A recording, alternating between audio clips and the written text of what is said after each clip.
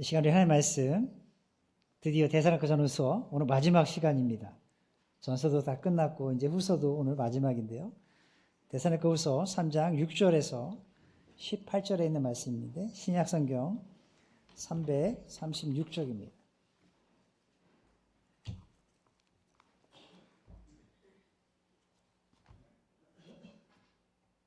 말씀이 좀 길긴 하는데요. 우리 함께 교독하고 마지막 절은 같이 읽도록 하겠습니다. 형제들아, 우리 주 예수 그리스도의 이름으로 너희를 명하노니 게으르게 행하고 우리에게서 받은 전통대로 행하지 아니하는 모든 형제에게서 떠나라. 어떻게 우리를 본받아야 할지를 너희가 스스로 아나니 우리가 너희 가운데서 무질서하게 행하지 아니하며 누구에게서든지 음식을 값없이 먹지 않고 오직 수고하고 애써 주야로 일함은 너희 아무에게도 폐를 끼치지 아니하려 함이니 우리에게 권리가 없는 것이 아니요 오직 스스로 너희에게 본을 보여 우리를 본받게 하려 함이니라.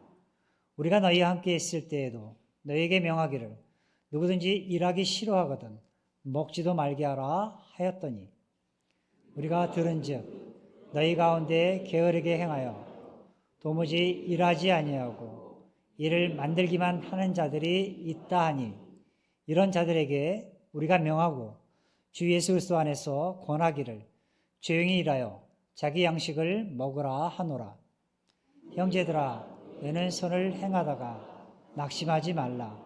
누가 이 편지에 한 우리 말을 순종하지 아니하거든 그 사람을 지목하여 사귀지 말고 그로 하여금 부끄럽게 하라. 그러나 원수같이 생각하지 말고 형제같이 권면하라. 평강의 주께서 진이 때마다 일마다 너에게 평강을 주시고 주께서 너희 모든 사랑과 함께 하시기를 원하노라. 나 바울은 친필로 문안하느니 이는 편지마다 표시로서 이렇게 쓰노라. 같이 읽겠습니다. 우리 주 예수 그리스도의 은혜가 너희 무리에게 있을지어다. 아멘. 이 시간 오늘 데살로니가 전후서를 마감하면서 규모 있는 생활, 원래 개역 한글에는 게으르게 행하고 무질서하게 행하고 뭐 이런 표현들이 다 규모 있는 이런 표현을 하고 있습니다.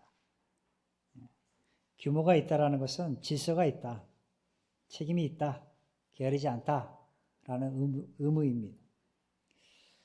자, 오늘 이 말씀 통해서 규모 있는 생활, 과연 규모 있는 생활은 무엇일까?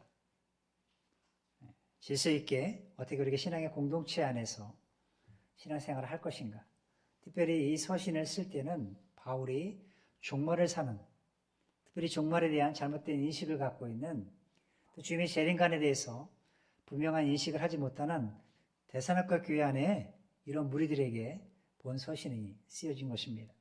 그래서 그들이 어떻게 왜 규모 있는 생활을 해야 할지, 마지막 때 우리가 어떻게 삶을 영위해 갈지를 우리에게 교훈해 주고 있습니다. 사랑하는 성도 여러분, 이 세상이 점점 종말을 향해 달려가고 있다는 사실을 점점 느끼고 계십니까?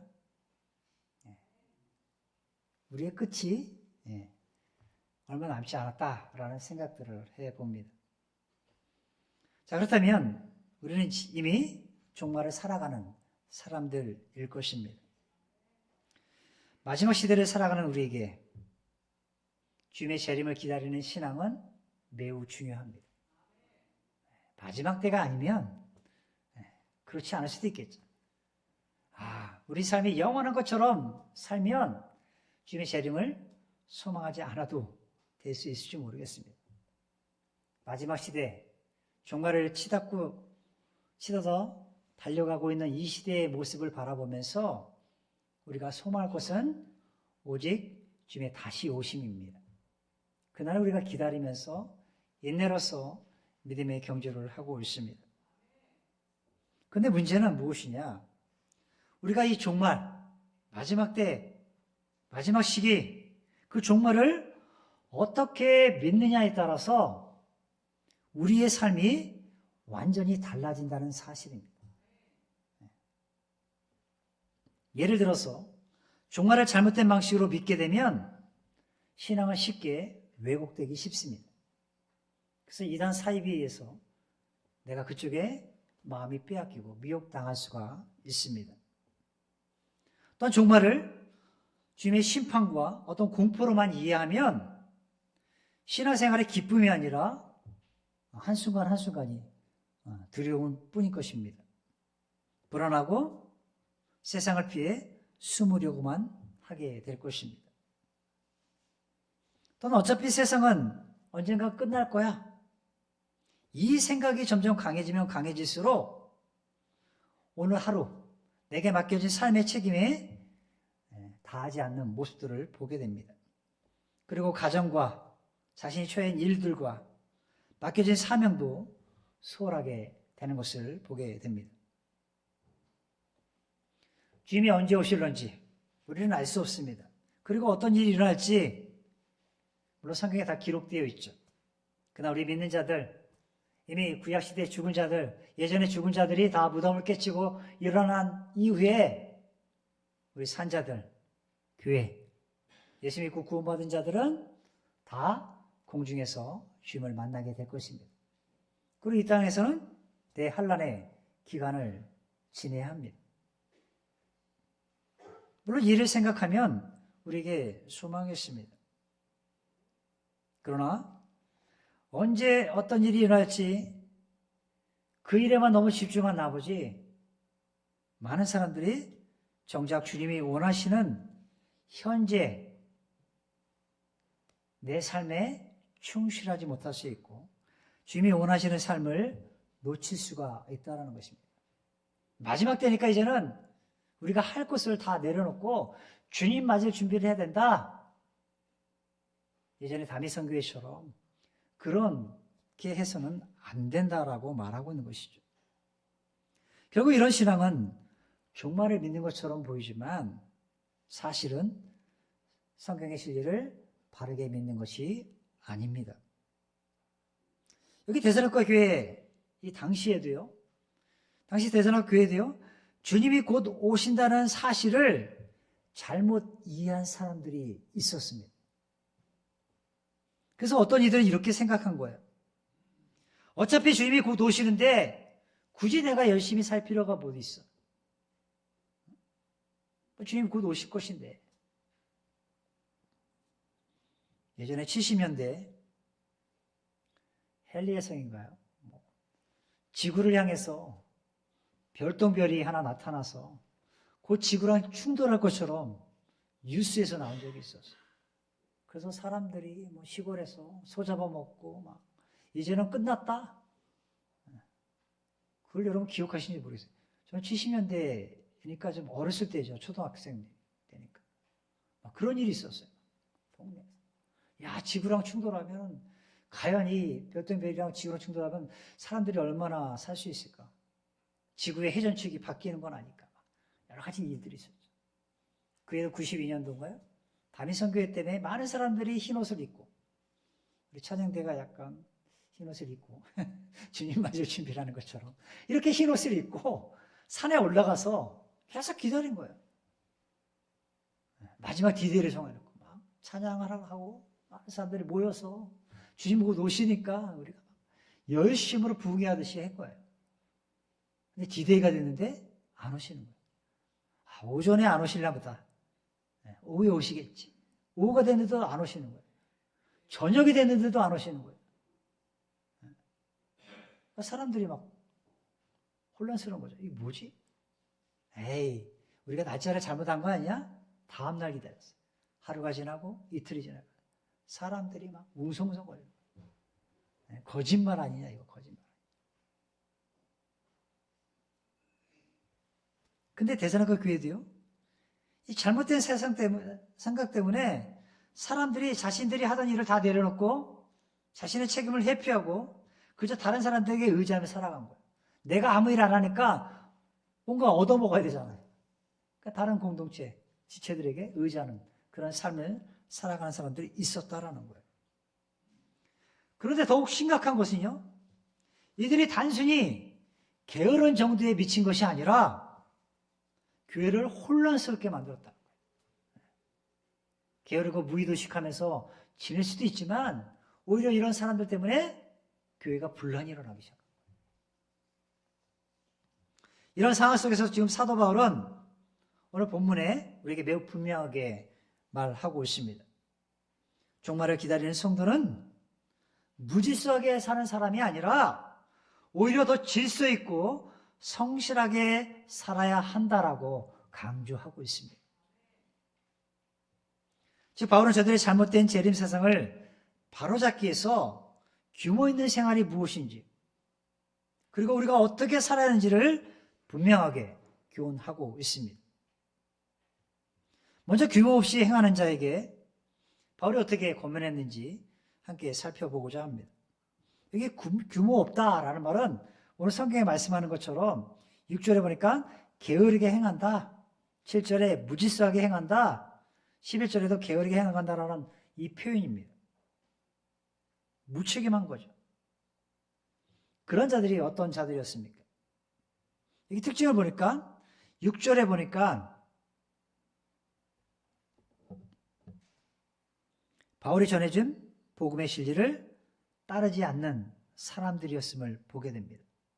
형제들아 우리 주 예수 그리스도의 이름으로 너희를 명하노니 게으르게 행하고 우리에게서 받은 전통대로 행하지 아니하는 이라고 표현하고 있죠.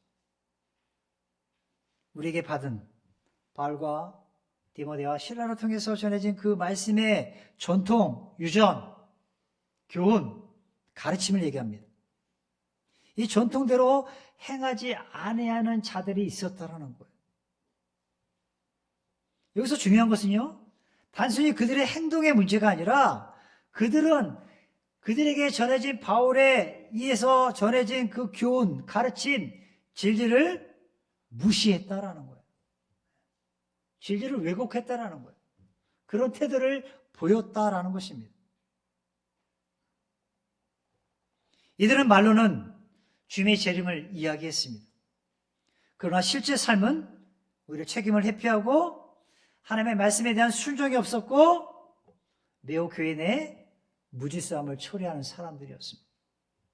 교회가 혼란스러워진 거예요. 즉 이들은 말과 삶이 분리된 신앙인의 모습이었습니다. 여러분 오늘날도 마찬가지입니다. 많은 사람들이 신앙에 대해서 많은 이야기들을 하고 있지만 삶에 전혀 변화가 없는 경우들이 있습니다. 예수 믿는 사람들은 이렇게 살아야 돼 라고 남을 비판하고 조롱하고 핍박하지만 정작 본인은 예수 믿는 자로서의 규모 있는 삶을 살지 못하는 그런 이들이 너무 많다라는 것입니다. 여기 11절에 보니까 그러한 자들이 어떠한 자들인가? 도무지 일하지 아니하고 일을 만들기만 하는 자들이 있다. 규모 없이 행하는 자들은 어떤 자들인 거야? 일도 아니하냐고 일을 만들기만 하는 자들인 거야. 해야 할 일을 하지 않고 그저 문제만 만드는 사람들이었다라는 거예요. 여기 규모 없이라는 이 단어는요, 헬라어로 아닥토스라는 단어입니다. 아닥토스. 언어적으로 볼 때 이거는 군대에서 대열을 이탈한 병사 이런 의미가 있습니다. 병사들이 앞을 향해서 전진하는데 거기서 이탈한 병사들. 이것을 성경은 규모 없다, 무질서하다, 게으르다라고 표현한 거예요. 즉 질서를 깨뜨리는 사람을 가리킨 말이죠. 이들의 특징이 무엇입니까? 일하지 않고 책임지지 않고 대신 남의 일에 간섭만 하는 사람들이었습니다. 결국 그들은 공동체를 피곤하게 만드는 존재였다라는 것입니다. 여러분 사람들이 살아가는 곳에는 질서가 필요합니다. 규범이 필요합니다.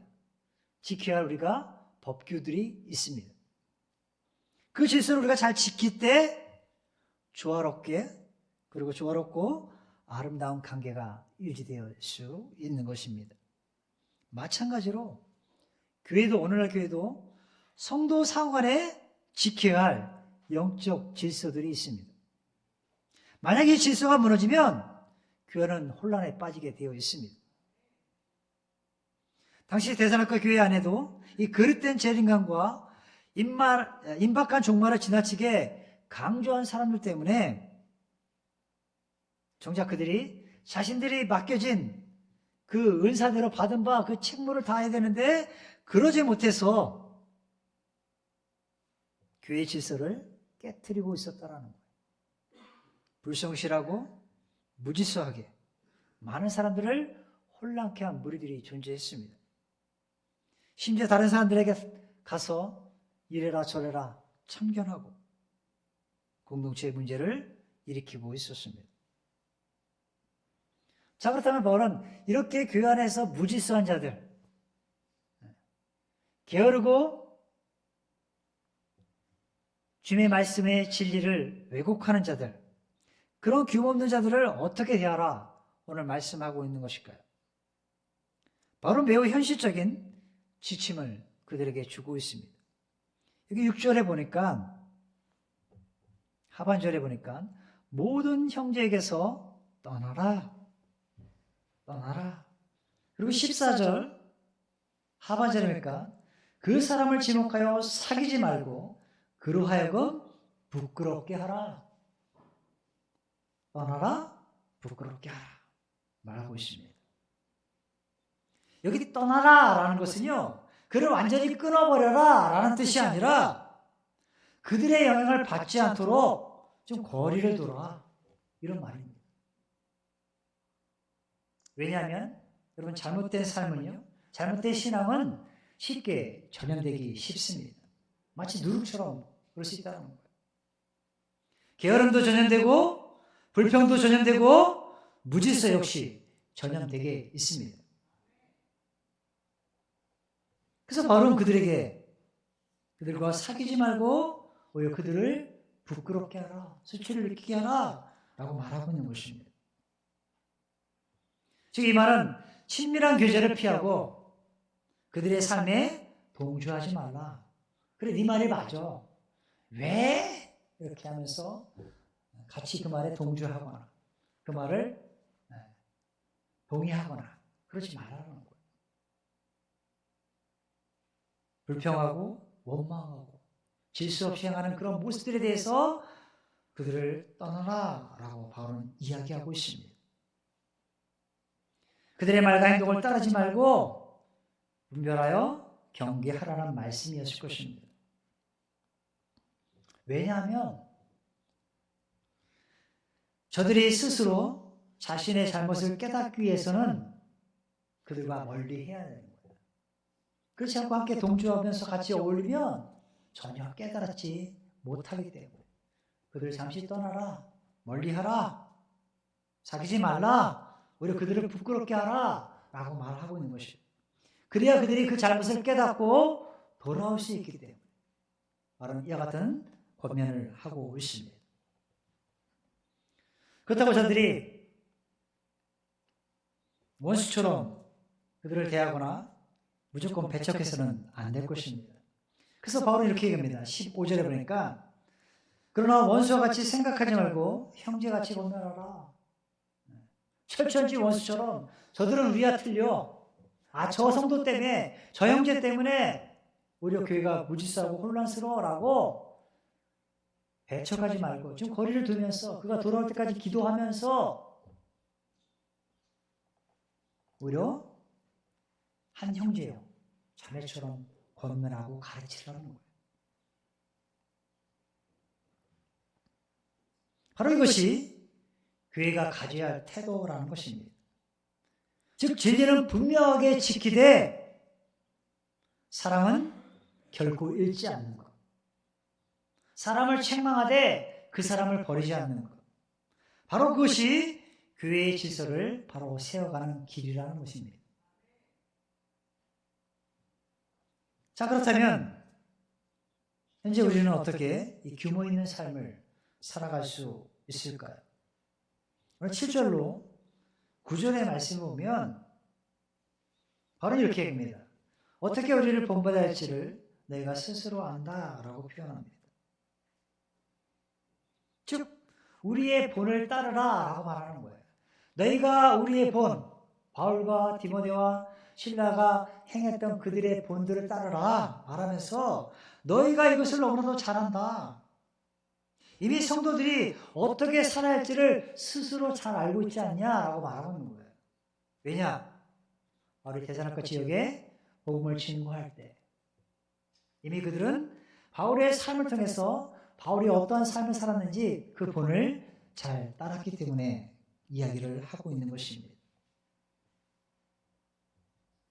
바울은 그동안 그들을 말로만 가르치지 않았습니다. 8절로 9절에 보니까 누구에게서든지 음식을 값없이 먹지 아니하고 오직 수고하고 애써 주야로 일했다. 왜? 너희 아무에게도 폐를 끼치지 아니하려고. 저는 그렇게 열심히 일했다는 거예요. 우리에게 권리가 없는 것이 아니다. 9절에 보니까 오직 스스로 너희에게 본을 보여서 너희도 우리를 본받게 하려 함이다 라고 바울은 말하고 있습니다.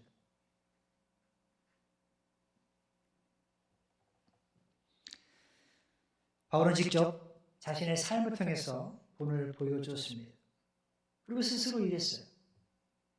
누구에게도 부담을 주지 않았습니다. 이처럼 바울은 책임 있는 신앙인의 모습으로 그들에게 다가갔습니다.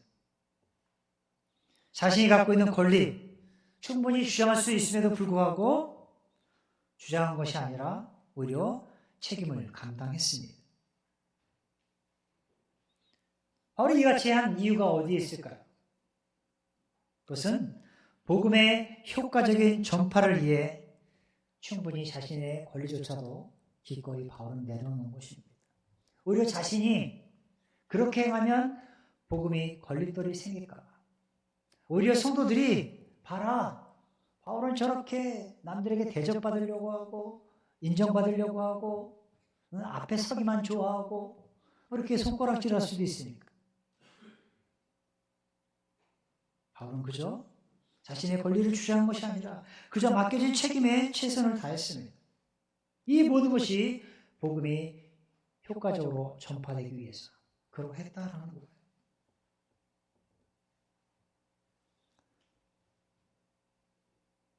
한국의 어떤 교회가 자식에게 세습하면서 문제가 생겼잖아요. 최근에. 그분이 이제 원로 목사로 물러나는데도 불구하고 자식을 세우고자 하는 욕심도 있었어요. 결국은 이제 돈을 받고 교회를 물러나겠다라고 공식적으로 발표를 했던 것을 보게 됩니다. 바울의 삶과 오늘날 거짓 목자 노릇하는 사람들의 행위가 너무나도 판이하게 다른 그런 모습들을 보게 됩니다. 많은 사람들이 내가 이만큼 교회를 읽었는데 라는 이 권리들을 주장해 갑니다. 그러나 바울은 그렇게 하지 않았어요. 성도들에게 폐를 끼치지 않으려고 애써 주야로 일하고 음식을 그저 값없이 먹은 것이 아니라 돈을 지불하고 자신의 권리를 포기하고 많은 사람들에게 본이 된 삶을 살았습니다. 그런 의미에서 바울은 성도들에게 당당하게 어떤 것을 권면하고 요구할 수가 있었습니다. 그것이 10절과 12절 말씀이에요. 우리가 너희와 함께 있을 때에도 너희에게 명하기를 누구든지 일하기 싫어하거든 먹지도 말게 하라. 그래서 13절에서 조용히 일하여 자기 양식을 먹으라. 조용히 일하여 자기 양식을 먹으라 라는 이 조용히라는 말은요, 너희가 말썽을 피우거나 다른 사람에게 피해를 주지 말라라는 뜻입니다. 즉 무익한 말과 행동을 버리고 자신의 일에 그저 충실하라라고 바울은 권면하고 있는 것입니다. 그래야만 내가 잘못된 종말 사상에 쉽게 흔들리지 않기 때문에 오히려 그런 사람들 무질서하고 무의도식하듯이 다른 사람들에게 폐를 끼치고 그런 사람들에게 너희가 잠식당하지 않을 수 있기 때문에 스스로 일함으로써 다른 사람에게 폐를 끼치지 말라라고 가르치고 있는 것입니다. 교회 공동체도 마찬가지입니다. 여러분에게 맡겨진 나름대로의 임무, 은사, 각자 맡겨진 것들이 있을 거예요. 교회 오시면. 어떤 이들은 아침부터 음식을 준비하고, 어떤 이들은 안내를 쓰고, 어떤 이들은 찬양대에서, 어떤 이들은 주일학교에서 각자 맡겨진 자신의 은사들을 잘 활용하면 되는데, 이거 하면서 남들에게 간섭하는 거예요. 왜 자매는 그거 하고 있어? 왜 형제는 뭐 하고 있어? 이래서는 안 된다는 거예요. 공동체를 해줄 수 있다는 거죠.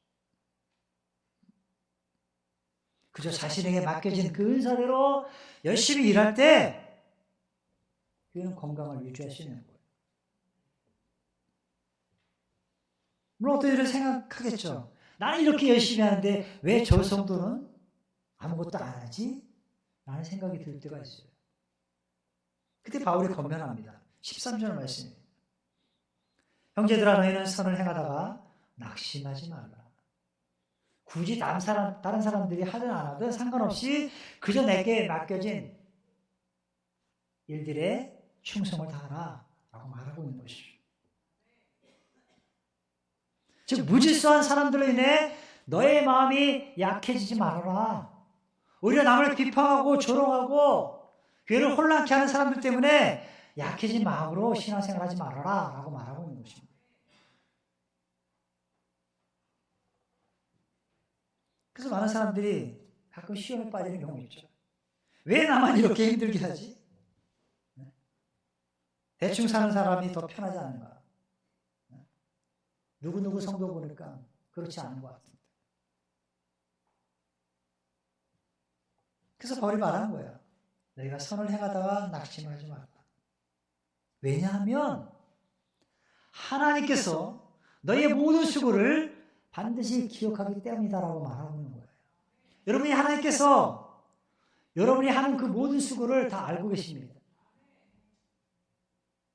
저는 모를 수도 있어요. 근데 누군가가 교회 여러모로 헌신하는 분들이 있어요. 누군가는 교회의 쌀을 매달 제공하는 성도도 있습니다. 네. 그렇죠? 여러분 우리 밥 먹잖아요. 이거. 네. 누군가가 헌신하는 거예요. 여러분 반찬 지난해 김장을 담궜기 때문에 우리가 맛있게 먹는 거예요.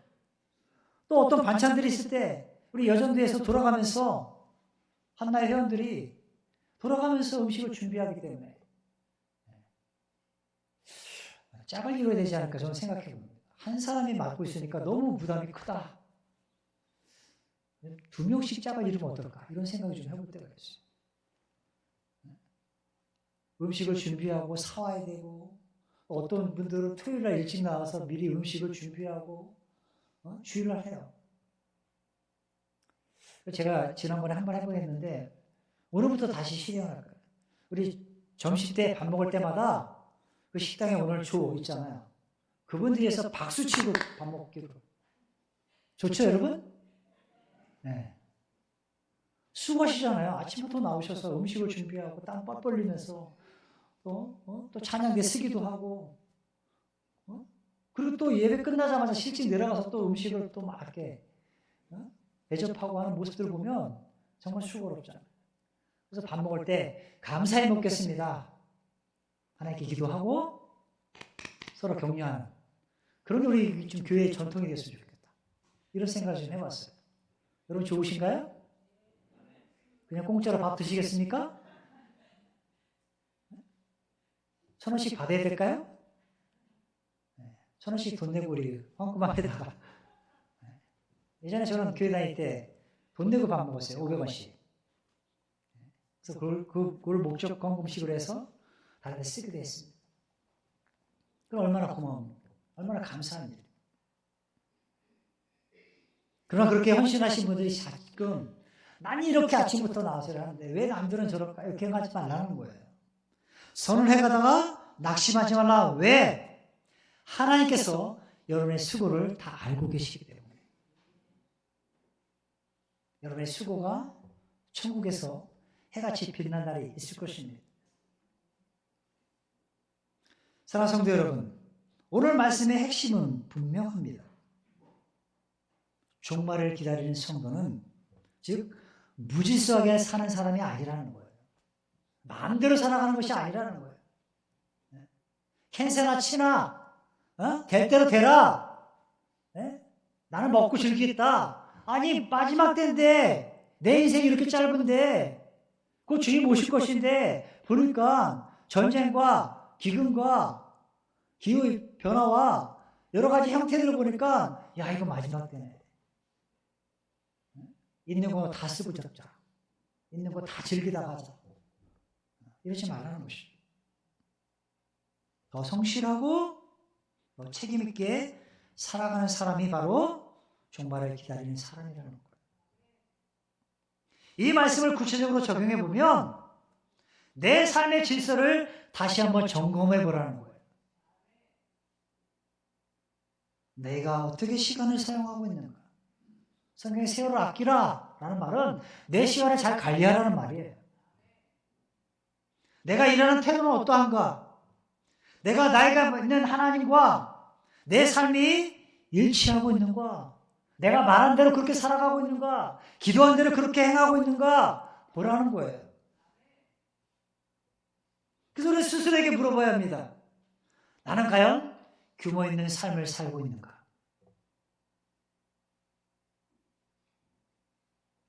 그래서 우리는요, 내게 맡겨진 책임을 회피하지 말아야 합니다. 내게 맡겨진 가정에서의 책임, 직장 내에서의 책임, 교회에서의 책임. 그래서 잊지 말라는 거예요. 여러분, 내 신앙은 책임을 회피하는 도구가 아니라 오히려 책임을 감당하게 하는 삶일 줄 믿습니다. 그럼 우리는요, 주님을 향한 성실함을 끝까지 유지해 가야 합니다. 주님 오시는 그날까지. 어떠한 환경과 상황에 상관없이 하나님 앞에서 바르게 살겠다는 결단과 실천이 우리에게 필요합니다.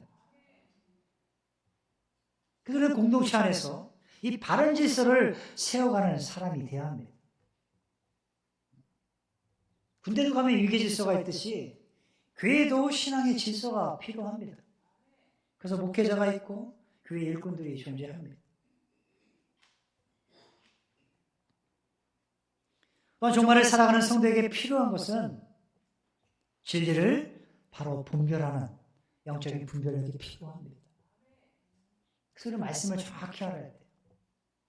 그 말씀이 참 진리인가 거짓인가를 분별하는 분별력이 우리에게 반드시 필요합니다. 그렇지 않으면 우리는 쉽게 현혹되어 넘어질 수 있기 때문에 진리를 바로 분별하고 성도에 마땅한 본분을 다하는 삶, 그것이 종말을 살아가는 성도의 삶이라는 거예요. 잘못된 거짓 교훈에 흔들려 우리는 규모 없는 삶을 살아가서는 결코 안 됩니다. 그래서 바로 본 서신을 마무리하면서 이렇게 데살로니가 교회 성도들을 향해서 기도하고 있습니다. 그것이 바로 16절 말씀이에요. 평강의 주께서 친히 때마다 일마다 너희에게 매 순간마다 하나님께서 너희에게 평강 주시고 주께서 너희 모든 사람과 함께 하시기를 원한다. 그것이 바울의 마지막 기도였어요.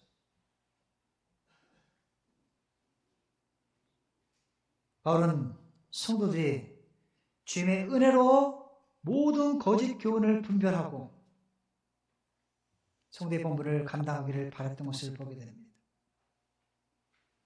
그리고 성도들 모든 삶 가운데 주님이 주시는 그 평강이 임하기를 간구했습니다. 여러분, 이 말은 교회의 모든 문제를 해결할 수 있는 방법이 오직 주님의 평강이라는 거예요. 너희들이 더 이상 혼란과 두려움에 흔들리지 말고 성도의 본분을 잘 감당할 수 있는 그 비결은 주님이 우리 마음 가운데 허락하시는 그 평강을 유지하는 것이다. 평화를 유지하는 것이다. 서로 간에 평안을 비는 것이다. 그래서 우리는 서로를 볼 때 이스라엘 백성들이 볼 때마다 하는 말이 샬롬 하잖아요. 샬롬. 집에 들어갈 때나 나올 때나 평안을 빌었어요. 저 옆에 있는 분들 한번 보세요.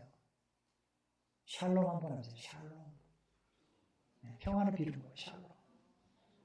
외국 사람들이 잘하는 게 오지 않을까? 미국 사람들이 헤어질 때마다 God bless you, God bless you. God bless you.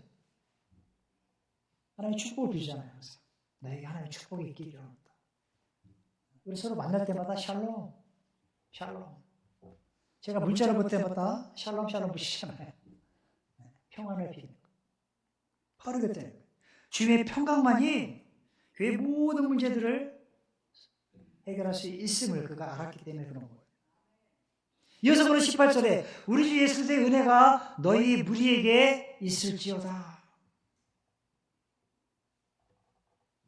바울은 은혜와 평강이 계속되기를 기도하며 본 서신을 마치고 있습니다. 평강뿐만 아니라 예수 그리스도의 은혜가 너희 무리들 가운데 있기를 원한다. 그래서 우리는 은혜를 사모해야 합니다. 은혜에 머물러 있어야 합니다.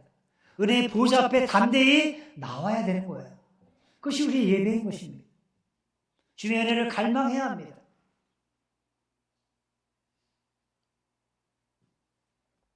그래야 우리는 성도들은 그 주님의 은혜로 말미암아 모든 거짓 교훈들을 분별할 수가 있습니다. 그리고 내게 맡겨진 그 본분을 잘 감당해 나갈 수가 있습니다. 이처럼 바울은 데살로니가 교회 성도들이 이 규모 있는 삶으로 지혜롭게 말세를 살아가기를 원했습니다. 그러나 사랑하는 성도 여러분, 규모 있는 삶의 열매는 평강을 잊지 마시고 마음의 평안과 공동체의 평안과 하나님께서 주시는 평안 속에서 살아가는 여러분 되기를 간절히 원합니다. 어떤 것에도 유동치지 않고 진리의 말씀을 잘 분별해서 옳은 길을 행할 수 있는 여러분 되기를 간절히 원합니다. 혼란한 시대일수록 더 분주한 세상일수록 우리는 더욱더 규모 있는 삶을 살아야 합니다. 진리에 굳게 서서 내게 맡겨진 책임을 다하고 끝까지 성실하게 살아가는 삶이 우리에게 필요합니다. 그래야 많은 믿지 않는 자들이 이를 보면서 아, 예수 믿는 사람들은 이렇게 규모 있게 질서 있게 살아가는구나, 본이 되는구나. 그래야 그들이 예수를 믿죠. 삶과 행동이 다르면 누가 믿겠냐는 거예요. 말로는 그냥 예수 닮고자 예수 믿으라 선포하고 있지만 행동은 전혀 예수 믿는 사람과 동떨어진 삶을 살고 있다면 누가 그 복음을 듣겠냐는 거예요. 누가 그 복음을 전도지를 돌리면 받겠냐는 거예요. 너나 잘 믿어라고 말하죠.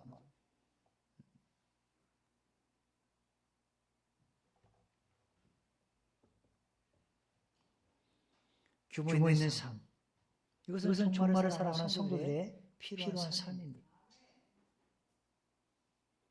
그러할 때 하나님께서 우리 삶 가운데 참된 평강과 은혜를 풍성히 부어주실 수 있습니다.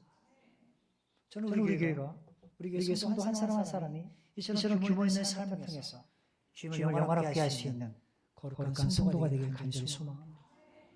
이 시간 우리 함께 잠시 기도하겠습니다.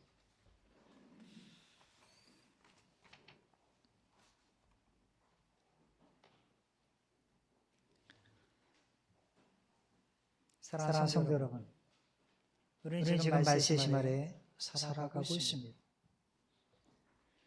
주님은 말씀하신 대로, 약속하신 대로 곧 우리 가운데 오실 것입니다. 그렇다고 우리가 우리 인생을 막 살아가서는 안 될 것입니다. 규모 있는 삶, 진리에 굳게 서서 내게 맡겨진 책임을 다하고 끝까지 성실하게 살아가는 삶이 우리에게 필요합니다. 우리 삶 가운데 하나님의 평강과 은혜가 늘 풍성히 부어주기 위해서는 말씀 가까이 사는 삶, 말씀과 동행하는 삶, 주님과 함께하는 삶이 필요합니다. 그런 사랑하는 여러분들 주님과 동행함으로 자라나으로 치우치지 신앙이 아니라 바른 정도의 삶을 살아가는 여러분들과 되기를 간절히 원합니다. 이 시간 주님 앞에 여러분의 삶을 돌아보시면서 나는 과연 규모 있는 삶을 살고 있는가? 여러분의 마음을 다시 한번 돌이킬 수 있는 이 시간이 되기를 원합니다.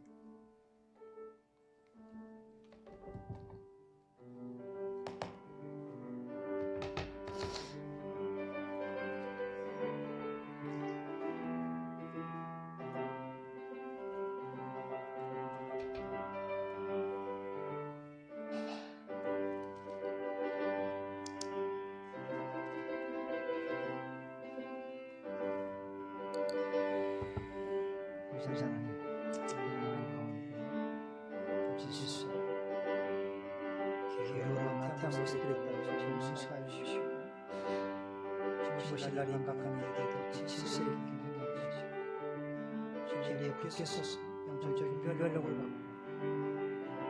주의 충성스러운 삶을 살 수 있도록 우리에게 이끌어 주시옵소서. 우리 교회가 주무시는 그날까지 규모 있는 삶을 통해서 주의 영원하게 하시는 교회 되게 하시고 성도 사활에 사랑과 성령을 경유하고 아름다운 교회가 될 수 있도록 축복하여 주시옵소서. 감사드리고 예수님의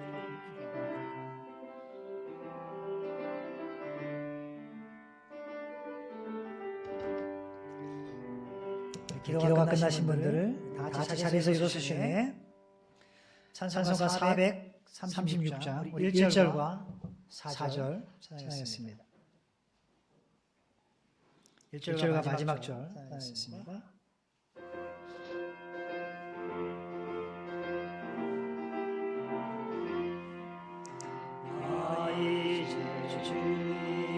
새 생명 얻으며 옛것을 지나고 새 사랑을 이루어 이 생명 내 맘에 땅같이 이루고 이 사랑 내게서 해하지 않아 영생을 누리며 주 안에 살리라.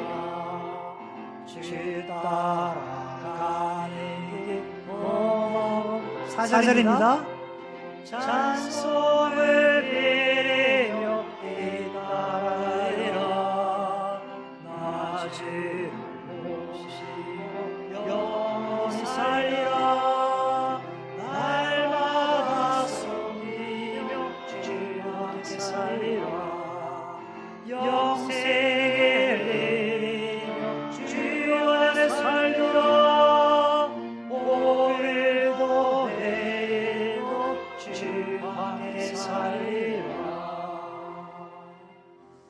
아멘.